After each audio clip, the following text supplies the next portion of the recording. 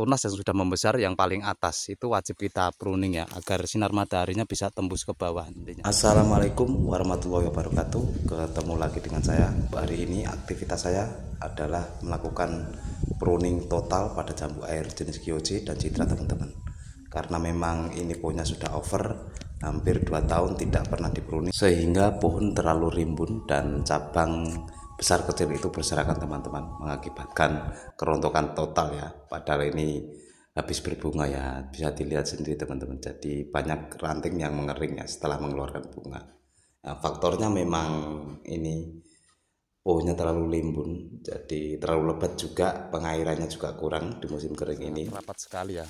Saya naik pun juga susah. Nah, ini banyak yang kering. Akhirnya bunganya tidak bisa jadi buah.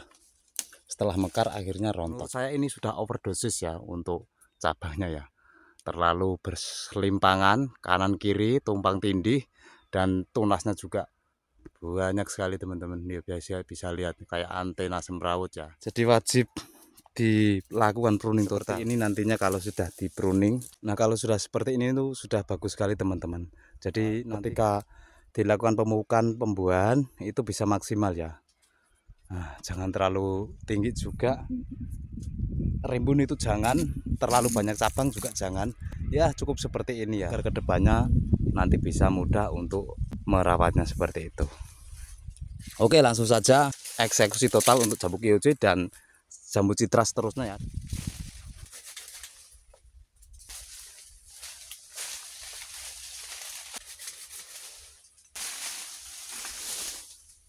Jadi besar kecil memang wajib saya buang ya, untuk pohon yang sudah terlanjur seperti yang kering juga banyak sekali ya.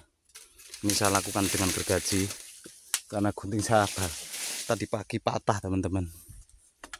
Ini saya pangkas satu persatu ya.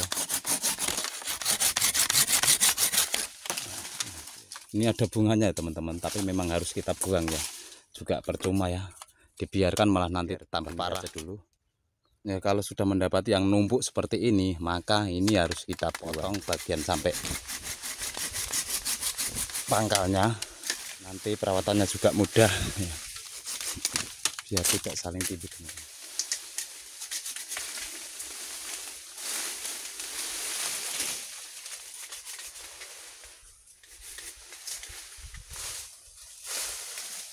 Ini ranting-ranting kecil yang tidak produktif, ini wajib kita seleksi atau kita buangin ya, kita pangkas.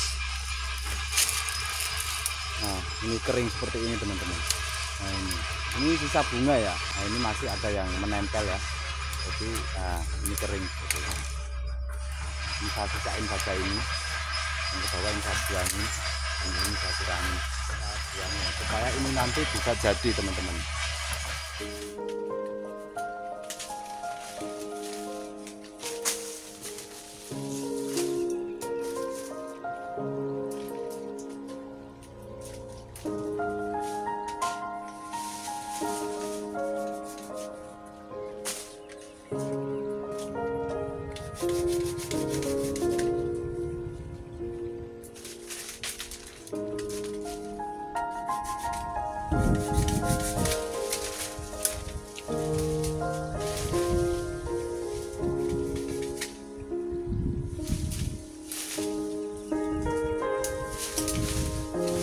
Oke, teman-teman, jadi mungkin cukup sekian dulu ya untuk sistem pruning jambu Citra.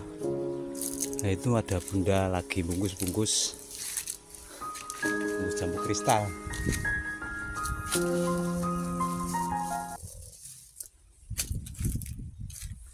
Jadi sistemnya pruning total ya. Ini jambu kristalnya banyak lalat buahnya, maka langsung dibungkus. Sudah lumayan bagus ya untuk pruning jambu kristalnya.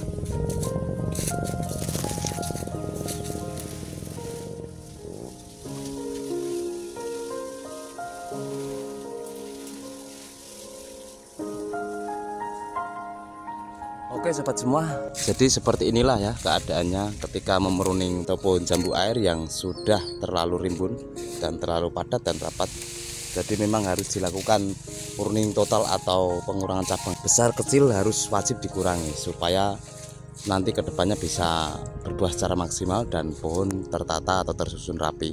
Ini batang segini ya teman-teman. Ini pucuk ya, rata-rata yang batang besar itu saya kurangi di pucuk karena jadi menjaga kedepannya agar tanaman pohon jambu air ini bisa berbuah secara maksimal.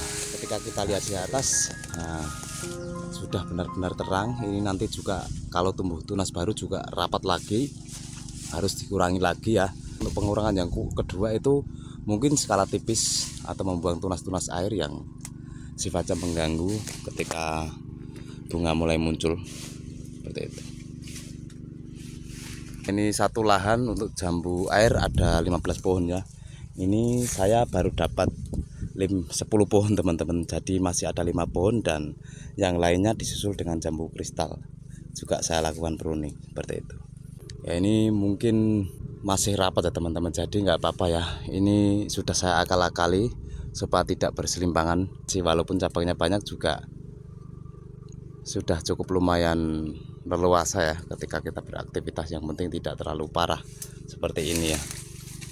Nah ini akibatnya teman-teman, bisa lihat sendiri ya, yang atas sampai nggak sinar matahari itu nggak bisa tembus ya, dan mengakibatkan ranting-ranting pada kering seperti ini.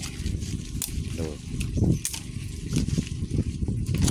Ya bisa Anda lihat sendiri ya, masuk saja tidak bisa teman-teman, susah ya. Nah ini ya, sebelum saya pruning bentuknya seperti ini teman-teman. Ini 15 pohon bentuknya seperti ini semua. Walaupun ini milik orang tua saya ya teman-teman, tapi setidaknya saya harus izin ya. Boleh nggak saya bikin seperti ini? Kalau nggak boleh ya udah saya biarkan. Ya akhirnya seperti ini ya. Dulu nggak boleh, harus cabangnya banyak. Kalau banyak kan buahnya banyak seperti itu. Jadi dia berpikir seperti itu. Ternyata cara itu usahkan diri sendiri ya. Ketika beraktivitas, penyepraian juga susah, memanen juga susah, buahnya nggak bisa maksimal, dan banyak-banyak cabang yang tidak berfungsi, akhirnya mengering dan membuang-buang nutrisi ya ketika melakukan pemupukan seperti itu teman-teman. Ya setelah tahu, sadar, dan akhirnya saya juga mikir, wah pohonnya semakin nggak beres, semakin rusak. Jadi mau nggak mau saya ngomong, kalau boleh saya hajar, kalau nggak boleh ya seterusnya saya biarkan terus ya. Akhirnya dia boleh dan akhirnya nyerah. Lalu saya lakukan pruning total seperti ini teman-teman, demi kebaikan untuk kedepannya ya. Memang kalau kita pruning seperti ini terlihat ini sayang kalau banyak cabang yang terbuang sia-sia katanya, tapi ini untuk demi ke depan pohon tersebut ya. Ini satu pohon ranting yang saya buang itu bisa 1 kontainer teman-teman. Jadi ini daunnya juga bisa kita manfaatkan untuk membuat kompos, atau kita bisa bakar dan ambil abunya seperti itu. Jadi nggak ada yang terbuang sia-sia ya. Nanti ini mungkin kalau terlalu banyak dan lainnya juga nggak ada untuk menaruhnya, jadi saya bakar, saya keringkan di sawah sebelah, lalu nanti saya akan ambil abunya teman-teman seperti itu ya. Ini bagus sekali ya untuk mengganti kapur dolomit untuk abu dari kayu walaupun dan dari dedaunan seperti itu. Nah ini teman-teman, tapi ini saya buangin ya karena ini sudah terdeteksi tersengat lalat buah, karena di sini sudah banyak sekali ya, dan juga sudah saya lakukan perangkap. Nanti setelah saya pruning baru dilakukan pemupukan. Jadi untuk menjaga bunga-bunga yang baru muncul ini kedepannya bisa jadi ya, dan bisa panen seperti itu. Jadi ini banyak sekali ya, semua pohon itu mengeluarkan bunga, dan ini kemarin mengalami kerontokan ya, karena yang satu sisi pohon terlalu limbun, yang kedua juga dimanfaatkan oleh lalat buah karena memang terlalu rapat ya. Jadi lalat buah leluasa, dan untuk penyepraian juga nggak bisa maksimal karena kelasnya kelas tangki ya. Jadi pohon seperti ini nggak bisa dihajar atau disemprot atau dilakukan pemupukan menggunakan tangki manual atau tangki elektrik ya. Jadi harus menggunakan mesin semprot. Nah teman-teman, ini juga baru muncul ya. Tapi kalau nutrisinya tidak mencukupi, ini nanti bisa kering ya. Akhirnya bunga pada rontok, walaupun baru segini, akhirnya pada merunduli dan yang lebih parahnya ada mengakibatkan rantingnya pada kering. Jadi banyak sekali teman-teman, setiap tangkai itu pada mengeluarkan bunga semua ya.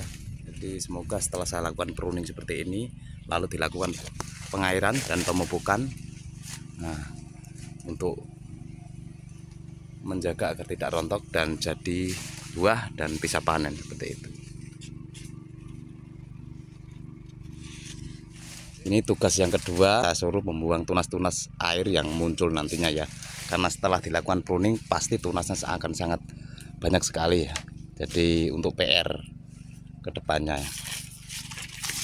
Bagi teman-teman, terima kasih yang sudah selalu mendukung channel ini ya. Semoga sehat walafiat dan dimudahkan rezeki dan selalu dilindungi oleh Allah Subhanahu wa taala. Ya, cukup sekian, saya akhiri. Wassalamualaikum warahmatullahi wabarakatuh. Salam sehat, salam hijau, Pak.